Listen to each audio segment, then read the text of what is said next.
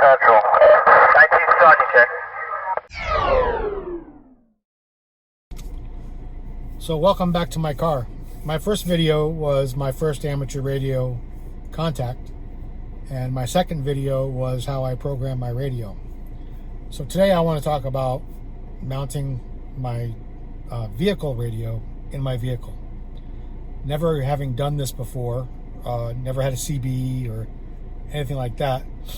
I went online and I looked at some different options for the Jeep Cherokee that I have, and I came up with this option to mount it, and I'll show you a picture, using the seat bolt and an extension.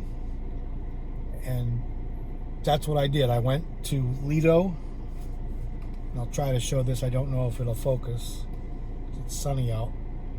But I went to Lido Radio online and ordered this thing, put it in, and thought I was all set. And then when my radio came in, I mounted it up and I got my license, and I was all excited, except for a few problems. And here I'll show you what those are. So there's the radio, and it looks like it's cool and all that. Just kind of mounts.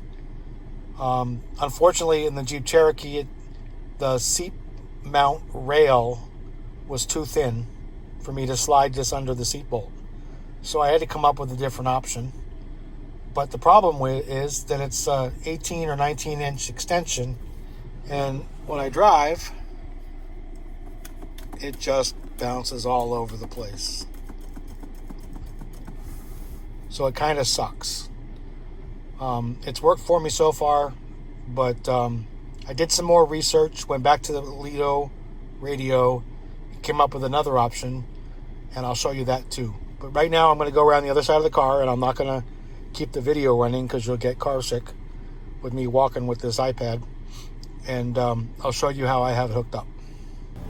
So I mounted this thing, bolted it all to hell on my car, tried to keep it in one spot and allow somebody to sit in the passenger seat and not be in the way of it. And that part worked, but I tried Velcro, adding more screws, and nothing seemed to work. So I went to Lido Radio online and I bought a new mount, and I'm going to install it right now and show you what it looks like. Okay, so I'm done. This mount right here slides between the seat and the center console, comes up, it's got a pivoting mount on the back, gives me a place to put my microphone and the radio, and I can make it any angle I want. And again, I sat in the passenger seat after I installed it. It took me 5 minutes to unscrew the other one, and 1 minute to reroute the microphone cable and the data cable, and then boom, I'm back in business with this mount. So it wasn't bad at all, except now I need to go on YouTube and figure out how to fill in holes in my lower dash. So if you guys have any tips or tricks for that, let me know.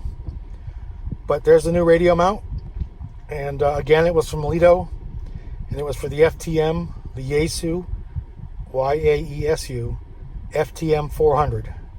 It's specific for that mount. It matched up to the screw hole on the back, and the microphone clip came with it. And if you don't know, the rest of the radio is under the front seat. I ran a 30 amp fused circuit from the battery through my firewall up under the passenger seat, and the base of the radio sits under the passenger seat. My Jeep Cherokee wasn't really designed to put an external radio on a bracket in the cab here. Because the radio is under the back seat, I do have an external speaker screwed in the back, which lets me hear it a lot better than it did under the seat. But when it was under the seat, I could still hear it pretty well. So that's my car mount install. Sorry for the shaky video.